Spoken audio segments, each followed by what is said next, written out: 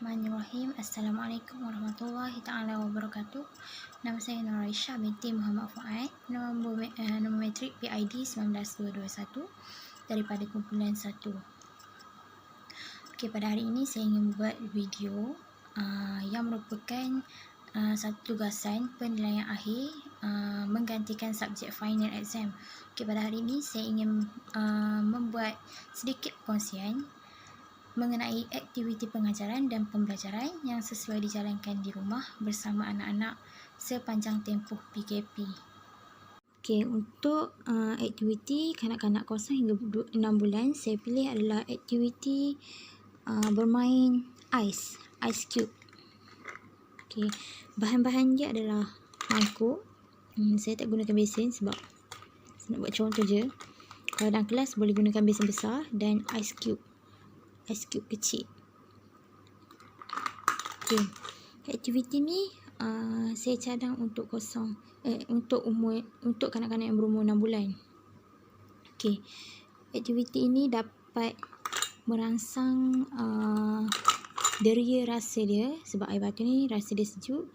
Jadinya kanak-kanak dapat tahu macam mana rasa sejuk, bentuk ice cube ni macam mana. Masa mula-mula macam mana bentuk ice cube ni, nanti bila dah cair dia akan jadi macam mana. Jadi ibu bapa yang berada dekat rumah boleh gunakan aktiviti ni untuk kanak-kanak yang berumur 6 bulan. Untuk aktiviti kedua, bagi kanak-kanak yang berumur 6 hingga 12 tahun, mereka boleh juga, ibu bapa boleh juga buat aktiviti membaling.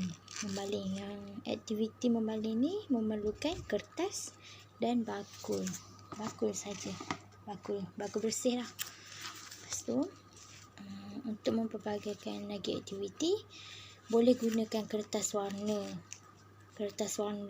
mungkin 4 warna: merah, hijau, biru, kuning. Bakul pun sediakan 4 bakul yang sama warna dengan kertas. Jadinya minta anak-anak untuk masukkan kertas tu mengikut warna bakul yang sama dan jarak sikit antara mereka dengan bakul. Minta diorang lontarkan ataupun baling. Macam saya buat lontarkan. Okey, buat aktiviti ini ia dapat merangsang koordinasi mata kanak-kanak, antara mata dengan bakul, mata dengan jarak bakul ni. Ada setengah kanak-kanak yang walaupun dekat, dia tak boleh nak masukkan dengan betul, dia akan baling ke sana. Jadinya tak semua kanak-kanak dia punya mata boleh tuju betul-betul masuk kat bakul. Jadinya ini juga merupakan aktiviti yang boleh dilakukan di rumah untuk kanak-kanak yang berumur 6 hingga 12 tahun. Untuk aktiviti seterusnya, bagi kanak-kanak yang berumur 1 hingga 2 tahun, saya cadangkan untuk buat aktiviti macam ni. Ibu bapa kat rumah boleh lukis sendiri ataupun boleh print out saja daripada printer. Lepas tu bagi dekat anak-anak untuk dia mengecam bentuk ni. Mungkin ibu bapa boleh print 2-3 helai, satu untuk buat pameran, satu untuk buat contoh macam ni. Satu lagi mungkin gambar tu digunting segi 4 untuk kanak-kanak tu cam, macam gambar apple yang dah potong, dia ambil, dia akan tampal dekat gambar apple di sini. Lepas tu untuk cambahkan lagi aktiviti daripada sehelai kertas ni, kita boleh bagi tahu dekat kanak-kanak, okey, pisang ni kulit dia warna kuning, cempedak kulit dia warna hijau. Kita boleh bagi tahu dekat kanak-kanak tu, walaupun dia tak pergi sekolah, tapi musim PKP ni ibu bapa boleh mengajar kat rumah. Boleh bagi tahu kat kanak-kanak mengenai buah-buahan. Mungkin boleh bagi tahu buah-buahan tempatan ataupun buah-buahan bukan tempatan. Lepas tu boleh bagi tahu juga, okey, sifat-sifat buah. Buah ni besar, buah ni kecil, buah ni berduri, buah ni kalau kulit buang merata licin jatuh. Jadi daripada sehelai ni boleh cambahkan banyak sangat aktiviti. Okey, ini adalah cadangan saya lah untuk aktiviti kanak-kanak yang berumur 1 hingga 2 tahun. Semoga bermanfaat. Untuk video kali ini saya ingin kongsikan mengenai aktiviti pengajaran dan pembelajaran bagi kanak yang berumur 3 hingga 4 tahun. Ini adalah aktiviti untuk 3-4 tahun yang saya cadangkan. Dan saya ingin kongsikan kepada anda semua. Okey, ni pun boleh lukis ataupun print out je dekat rumah kalau ada printer. Kalau rajin boleh lukis. Okey. Untuk aktiviti dekat kertas ni untuk umur kanak-kanak 3 hingga 4 tahun, kita boleh bagi aktiviti macam ni. Perkataan, nampak tak dekat kertas ni dah ada perkataan kat atas. GAM gam. Okey, permainan ni melibatkan suku kata tertutup. Jadinya dengan satu aktiviti ni mereka akan dapat belajar objektif mereka akan mengetahui suku kata tertutup. Itu objektif dia dapat menyalin perkataan yang sama. Dan kebaikan dia adalah dapat menguatkan kekuatan tangan kanak-kanak dan dapat merangsang motor halus tangan nak memegang pen. Jadi untuk buat aktiviti ni, bagi mereka kertas ni.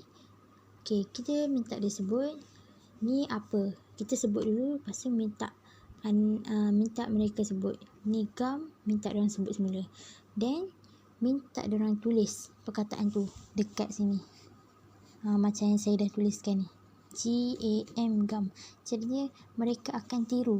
Dari sini diorang belajar melalui proses peniruan dan pengecaman perkataan.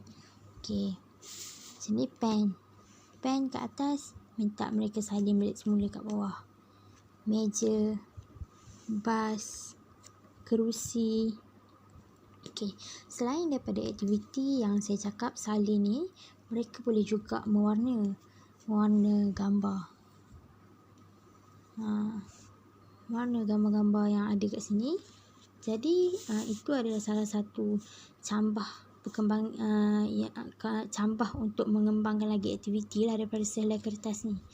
Okey, itu adalah cadangan aktiviti bagi 3-4 tahun, 3 dan 4 tahun, 3 hingga 4 tahun yang saya cadangkan. Kita teruskan dengan perkongsian aktiviti pengajaran dan pembelajaran bagi kanak-kanak yang berumur 5 hingga 6 tahun. Okey. Untuk 5 hingga 6 tahun, yang saya tunjukkan ni adalah buku dan lembaran kerja. Okey. Ni buku. Okey, dengan membuat aktiviti buku, ibu bapa dekat rumah boleh pilih apa-apa sahaja buku yang ada dekat rumah, buku-buku yang menarik kanak-kanak, atau boleh beli secara online ke macam mana kan. Lepas tu ibu bapa boleh ajar anak-anak tu mengenai buku, ciri-ciri buku, apa yang ada dekat buku. Macam hari ni saya nak kongsi aktiviti mengenai buku ni, mengenai dekat mana tajuk dia, dekat mana penulis dia, dekat mana muka depan, dekat mana muka belakang, dekat mana tulang buku. Jadinya ni adalah aktiviti yang sesuai jugalah untuk kanak-kanak yang berumur 5 hingga 6 tahun. Okey, ini adalah buku. Dan ini adalah lembaran kerja yang telah saya buat. Okey. Lepas ibu bapa dah terangkan pasal ciri-ciri buku ni, boleh bagi satu lembaran kerja kepada anak-anak. Okey, ini adalah contoh gambar buku. Okey, arahan soalan dia adalah isi apa jawapan bagi anak panah yang telah ditunjukkan. Okey, contohnya tadi belajar dekat buku ni, ini adalah tajuk, ini adalah penulis, ini adalah muka hadapan, ini adalah muka belakang. Okey, sekarang kita nak buat aktiviti. Ini adalah jawapan, pilihan jawapan ada kat atas. Tajuk, penulis, pelukis, binaan tulang atau tulang buku, muka hadapan. Ni muka belakang. Salah, muka belakang. Okey. Ini adalah tajuk. Selepas belajar, mereka dah tahu yang ni tajuk. Okey, tulis tajuk kat sini. Okey, ini adalah nama penulis. Jadi, minta kanak-kanak tu tulis penulis dekat kotak ni. Ini dah terang-terang dia tulis kat sini adalah pelukis. Pilih jawapan dekat atas, tulis dekat sini. Kemudian mereka dah belajar ini adalah tulang buku ataupun binaan tulang. Jadi mereka akan tulis jawapan di sini.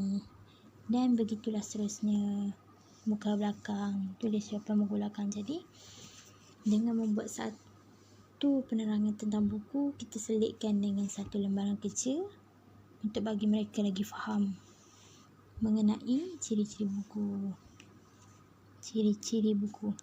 Objektif daripada aktiviti ini, kanak-kanak dapat mengecam dan menyebut ciri-ciri fizikal buku, dan mereka boleh mampu bercerita tentang buku melalui pemerhatian yang dilakukan.